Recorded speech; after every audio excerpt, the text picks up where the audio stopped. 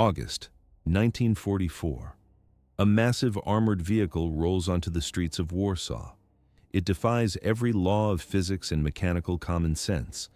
The recoil from its weapon is so violent, it should tear the tank's transmission into pieces. The shells are so heavy that a human crew cannot lift them without a crane.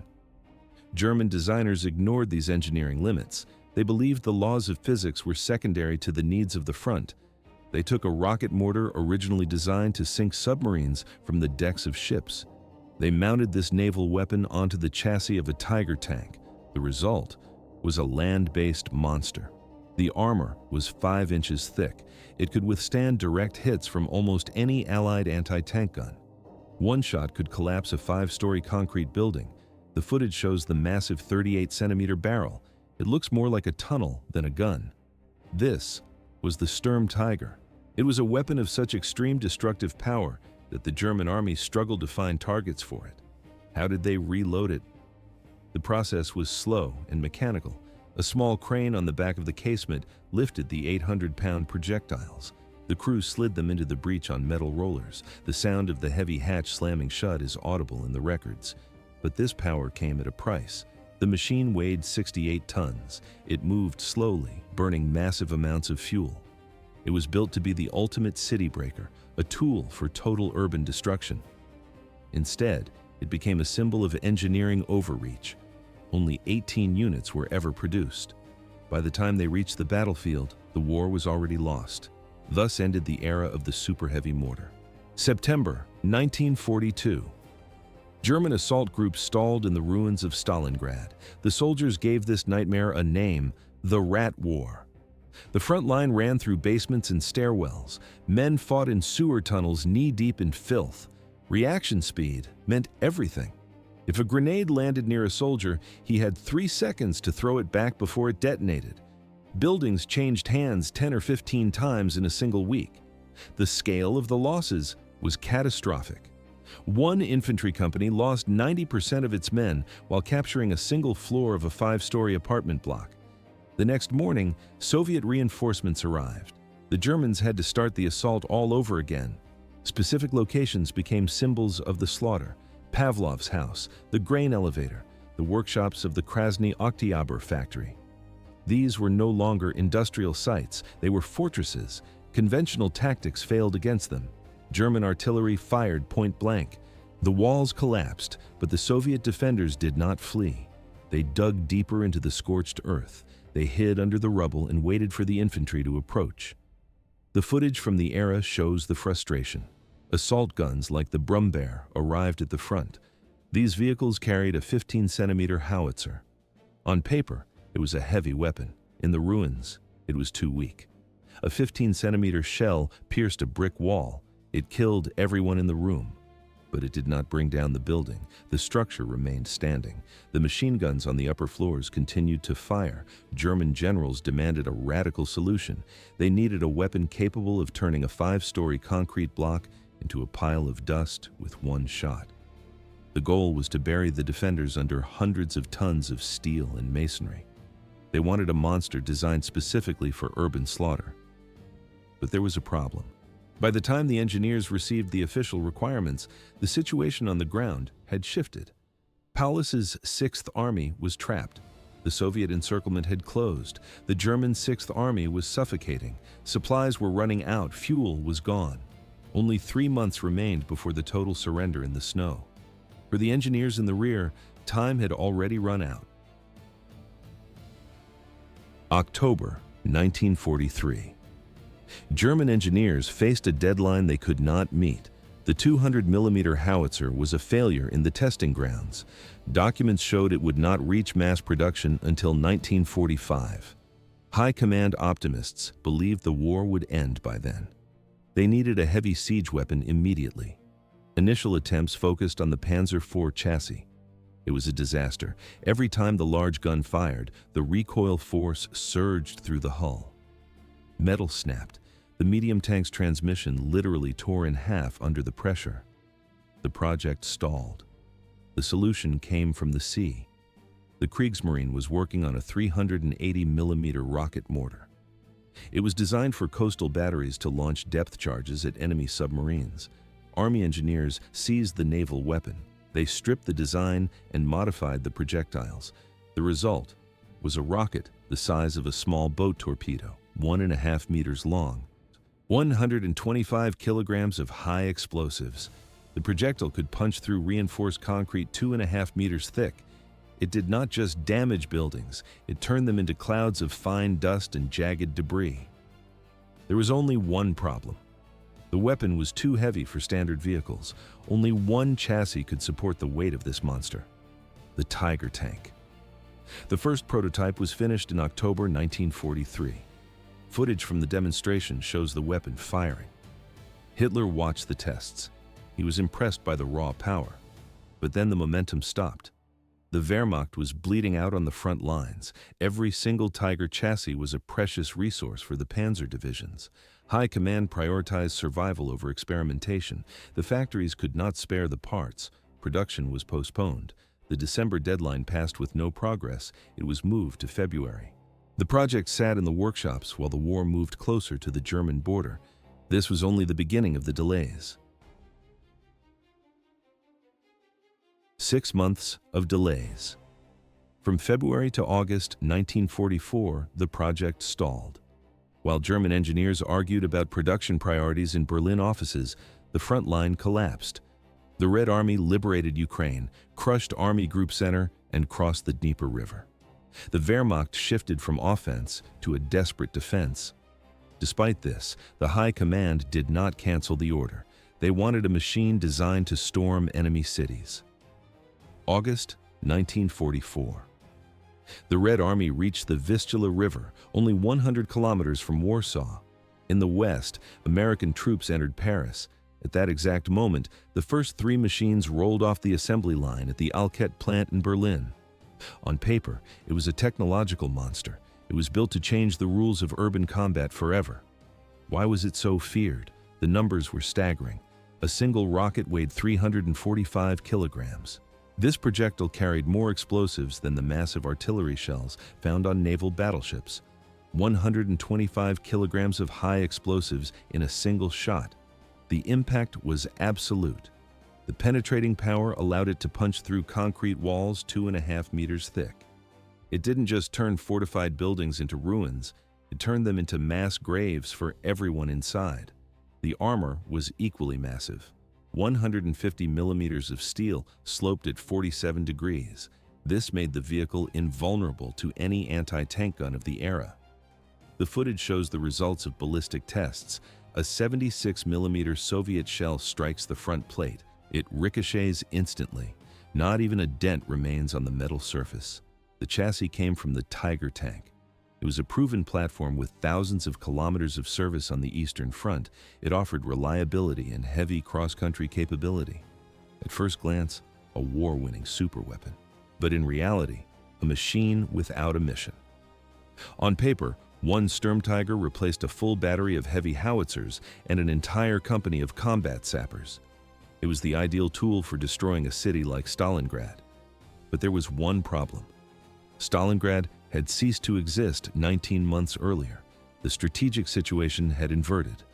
The world had changed, and the weapon of the future was already a relic of the past. There was no turning back.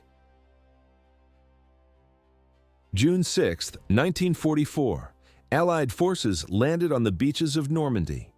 16 days later, the Red Army launched Operation Bagration. In 3 weeks, the Soviet offensive annihilated Army Group Center. 28 German divisions ceased to exist. 400,000 soldiers became casualties. It was the largest defeat in the history of the German military. The Third Reich faced a crisis. The army needed thousands of tanks for a desperate defense. Instead, the industry manufactured siege weapons for an offensive that would never happen. On April 19, 1944, Adolf Hitler signed the final production order for the Sturmtiger. There was a problem. New Tiger chassis were in short supply. The order specified a compromise. Factory workers would not use new parts. They used damaged vehicles returned from the front lines. These were tanks that could have been repaired and sent back to the front as standard heavy armor. Instead, They were stripped down and rebuilt into specialized siege platforms. The cost was massive. One Tiger tank cost 250,000 Reichsmarks. One Panzer IV, the main workhorse of the German armored divisions, cost 103,000. Each Sturmtiger consumed the resources of 2.5 medium tanks. These were tanks capable of slowing the Soviet advance. Why build a siege weapon during a retreat? It was a decision driven by delusion. In the summer of 1944, the Red Army was erasing German units faster than they could be replaced. American and British forces were breaking through the lines in France. Every single tank was critical for survival. The German military industry ignored these facts. They diverted resources to build 18 monsters designed to storm fortified cities. But Germany was no longer capturing cities. Germany was losing them. The choice was clear: reality versus a fantasy of revenge. 18 precious chassis were converted. They were no longer formidable tanks capable of holding a line. They became niche weapons for a type of warfare that ended at Stalingrad 18 months prior. The point of no return had been crossed. The footage shows the result: massive, clumsy vehicles with 60-centimeter mortars. Initially, the High Command planned for 14 vehicles per company. Reality changed the numbers. Each company received only 4 Sturmtigers. The strategy had failed. 1 year later, the war was over. August 1944. Warsaw became the only place where these vehicles operated exactly as designed. The Polish uprising turned the city center into a concrete maze of barricades and rubble. The German command saw an opportunity to test their newest weapon. There was one problem. No trained crews existed. The men inside the first Sturmtiger were not soldiers. They were factory engineers from Alket. 2 weeks earlier, they were assembling the machines on a factory floor. Now, they were on the front lines showing the army how to kill. Giant rockets struck the Old Town and Mokotów districts. The impact was absolute. Buildings collapsed instantly, burying the Polish defenders under tons of brick and dust. The weapon worked, but Warsaw was not Stalingrad. This was not a standard offensive to capture a city. It was the suppression of a revolt. December 1944. Hitler launched his last reserves into the Ardennes forest. The goal was to split the Allied armies and seize the port of Antwerp. 7 Sturmtigers were assigned to the advancing columns. Most never reached the starting line. The roads were narrow and choked with stalled equipment. For 68-ton monsters, the forest became a trap. The machines that managed to move broke down before the crews could even load around. The Ardennes was not an urban environment. Targets were scarce. There were no fortified apartment blocks to level.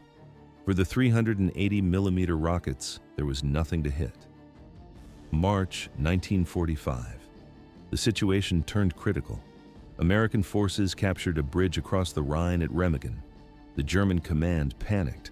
They ordered everything with a barrel to fire at the crossing. 7 Sturmtigers received the order to destroy the bridge. The result was a failure. The rocket mortars were notoriously inaccurate. Hitting a narrow target like a bridge was impossible. Not a single rocket struck the structure. But a mistake led to the only recorded victory. One rocket missed the bridge and hit a nearby village. American Sherman tanks were stationed between the houses. The massive explosion destroyed or damaged several vehicles.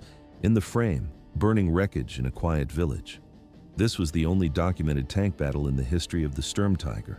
A siege weapon intended for bunkers accidentally functioned as an anti-tank gun. There was no evolution. The story ended there. 0 hour. The war ended before these vehicles could ever prove their worth.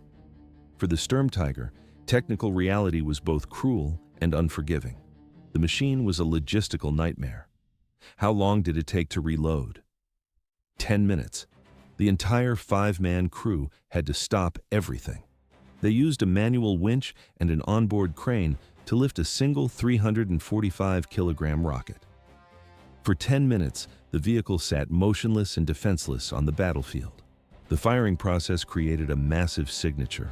A ring of 31 ventilation shafts around the barrel spewed a cloud of hot exhaust and smoke. It was a beacon for every enemy observer. The footage would show a mountain of white smoke rising over the trees. To fire, and stay in place was a death sentence. Enemy artillery would zero in on the position within seconds. The numbers didn't add up. The ammunition load was limited to only 14 rockets. The maximum range was 6 kilometers. Accuracy was non-existent. Hitting a specific building was impossible. The crew could only hope to strike an entire city block. At first glance, a breakthrough weapon, but in reality, a 68-ton anchor. It used the same engine as a standard Tiger tank, resulting in monstrous fuel consumption. The tanks literally ran out of juice before reaching the front lines. Technical uselessness was only the beginning. The strategic cost was pure madness. Each Sturmtiger required the same resources as 3 Panzer IV tanks or 2 Stu-G3 assault guns. These were the machines Germany actually needed. They were vehicles capable of slowing the Soviet tank armadas rushing toward Berlin. They were defensive tools for German cities. Events accelerated toward a collapse. In the summer and fall of 1944, the Reich was losing hundreds of tanks every week on 2 fronts. Despite this, 18 precious chassis were diverted. They were not turned into mobile anti-tank guns or defensive armor. They were forged into specialized monsters for an offensive that would never happen. The crews were trapped. They received machines that gave away their position after the first shot. They spent more time winching shells than firing them. They could not retreat because of the weight and the empty fuel tanks. It got worse. The weapon was a ghost of a different era. It was designed for the urban sieges of 1942, not the desperate retreats of 1944. It was a tool for an army that had forgotten how to advance. The factory doors opened, but the war was already over. Thus ended the project. May 8, 1945. The war in Europe stopped. Out of 18 original vehicles, only a handful remained. Most crews simply walked away. They left the Sturmtigers on the roadsides because of broken transmissions or empty fuel tanks. The real impact on the front lines was non-existent. 0 strategic targets destroyed, 0 cities captured, 1 accidental skirmish with American tanks in a forest. The total number of combat shots fired at the enemy was less than 100. Compare this to other weapons of the time. 317 rockets were produced during the entire war. A single battery of Soviet Katyusha launchers fired more rounds in 1 month of fighting. The numbers show a total failure of logistics and design. What remained after the surrender? Only 2 surviving examples. One sits in the German Tank Museum in Munster. The second is kept at the Armored Museum in Kubinka, near Moscow. The footage shows cold steel, massive barrels, and rusted tracks. These are not monuments to military power. They are monuments to misplaced priorities. Why did the Reich build them? It was a desperate attempt to fix the present with fantasies. They created a weapon for a type of urban warfare that no longer existed. It was a symbol of a dying regime. But this was the end of the line. There was no turning back. The Sturmtiger has no direct descendants. In the history of military technology, it is an evolutionary dead end. Modern self-propelled howitzers and missile systems do the same job today. They destroy bunkers faster and more accurately. 18 armored giants. This number represents the total production of the Sturmtiger. It was a machine designed for a war that had already ended. Why did the Third Reich build it? The answer is simple. They were obsessed with past glory. But the reality on the ground was different. The Sturmtiger was not a weapon of the future. It was a 68-ton monument to strategic madness. Engineering brilliance was wasted on a concept that no longer functioned. The military machine produced a solution for yesterday's nightmare while ignoring today's collapse. 1942. The streets of Stalingrad are in ruins. German infantry cannot break Soviet resistance in the concrete basements. The army demands a heavy siege weapon to level entire city blocks with one shot. This was the birth of the Sturmtiger concept. The footage shows the result, a massive box-shaped hull on a Tiger chassis. It carried a 380mm rocket launcher. This was originally a naval depth charge thrower. The barrel was short and thick. The projectiles weighed nearly 800 pounds. But there was a problem. The first prototypes emerged in late 1943. Mass production began in 1944. By then, The German army was no longer attacking cities, they were retreating. The problem of Stalingrad had vanished. Now, the Reich needed to defend its own borders. The logistics were a disaster. Each rocket required a crane to load. The vehicle carried only 14 rounds. It moved slowly, burning massive amounts of fuel. In the frame, a slow, heavy beast struggling with mud and engine failure. Resource management became the ultimate failure. Those 18 Sturmtigers cost the Reich dearly. The steel and labor used for them could have built 54 Panzer IV medium tanks. It could have produced 36 Stu-G3 assault guns. Those tanks were needed on the front lines to stop the Soviet advance. Instead, the factories built expensive scrap metal. At first glance, a terrifying breakthrough weapon, but in reality, a drain on a dying empire. It wasn't just a technical error. It was a signal of total desperation. The weapon didn't kill the enemy. It killed the resources, the time, and the common sense of its creators. The sound of a failed engine was the sound of a lost war. How many modern military programs repeat this mistake today? Billions of dollars are funneled into projects designed for the last century. Armies prepare for old wars while new threats emerge. The Sturmtiger remains a lesson paid for with thousands of lives. In conflict, power's not enough. Success belongs to the side with the right weapon at the right moment. Anything else belongs in a museum. The story ends here.